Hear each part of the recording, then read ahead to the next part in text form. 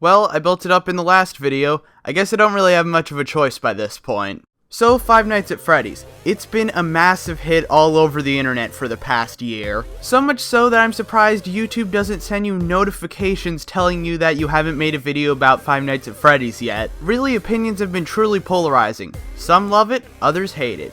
But today, what I'm going to talk about is not picking a side, but rather analyzing some of the appeal that Five Nights at Freddy's has. Now let's start with the answer that initially most people, even me, jump to, and that's the Let's Players doing it.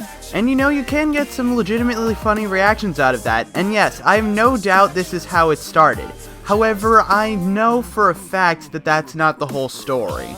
Also, for the record, despite the fact I called out PewDiePie a lot in my overrated and underrated games lists, I actually do really like Markiplier. But anyway, back to Five Nights at Freddy's. Another thing to note about it is its unique concept.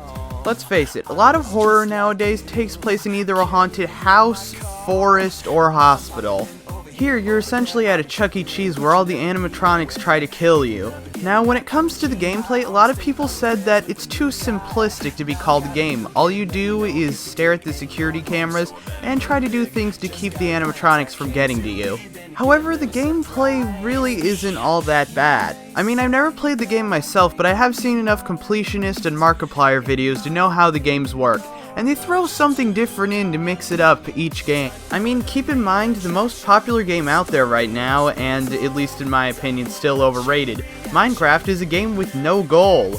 Or heck, remember the Stanley Parable, the one where no one really was sure whether or not you could call it a game considering all you could do was walk around and choose whether or not to obey the narrator? Or heck, all the random simulators that have just been floating around for seemingly no reason? Look, all I'm saying is that I think this is the wrong game to be having this debate about. Plus, the more simplistic style of gameplay does yield some advantages, particularly how easy it's been to make fan games like Five Nights at the Chum Bucket or One Night at Flumpty's.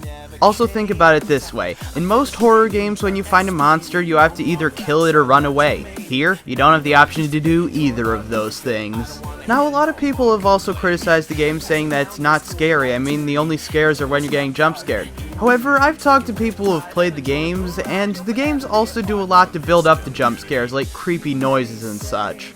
Plus, as the games go on, they do what they can in order to make the animatronics creepier and creepier. Now, a lot of people have also come out and attacked jump scares in general, saying that they're just a cheap tactic to get people scared. And there is some truth to that. I mean, it's something with creepy imagery like Silent Hill, Amnesia the Dark Descent, or some other horror game that I'm never going to play, would definitely stick with you longer and make you overall more terrified. But here's my rebuttal to that. Haven't you ever stopped to consider the fact that a lot of people don't want to be disturbed over a long period of time and just want the adrenaline rush that the jump scare gives them? I mean, that's the case with me and probably a lot of other people. Plus, like I said before, the reactions can be hilarious.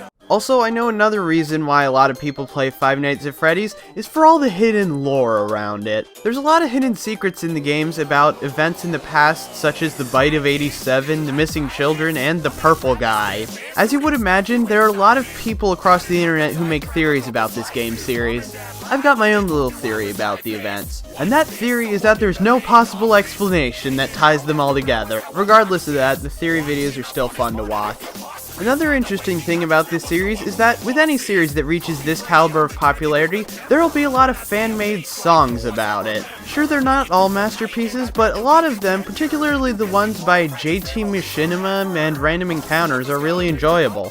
Some of my personal favorites include 5 More Nights by JT Machinima, Just Gold by Mondo Pony, and my personal favorite, if this counts, Flumpty's Jam by Da Games. I know that last one was a fan game, but it's awesome. In all reality, the lore behind Five Nights at Freddy's gives the song makers a whole lot of stuff to work with. Do they play up the serious side of things? Do they play up the fact that they are children's mascots? Do they make it funny? Do they make it creepy? Do they make it mysterious?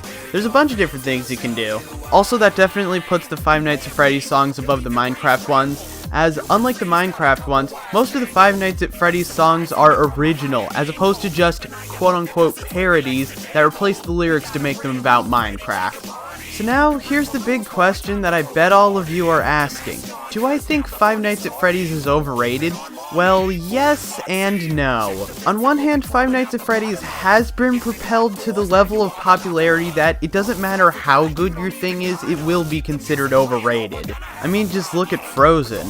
But at the same time, FNAF's not worthless. Sure, I've never played any of the games, but there's a lot for people to like here. Besides, I still do think there are games that it's worse with. For starters, I still think Minecraft is more overrated. I mean, unlike Minecraft, with Five Nights at Freddy's, there still are a lot of people who are willing to speak out against the game, while with Minecraft, sure there are a few, but it's not a lot. Also, with Five Nights at Freddy's, there aren't that many people who have solely dedicated their channels to it. I mean, sure, there are a few, but it's not near the overwhelming amount that Minecraft has. Also, remember Flappy Bird? Yeah, I'm sure you remember Flappy Bird. The mind-numbingly stupid game that blatantly rips assets from Super Mario Bros. And just looks painful to play. This is what was popular towards the beginning of 2014. And I'm not kidding when I say I'd rather have 2 or 3 years of Five Nights at Freddy's being the popular thing than a month of Flappy Bird being the popular thing.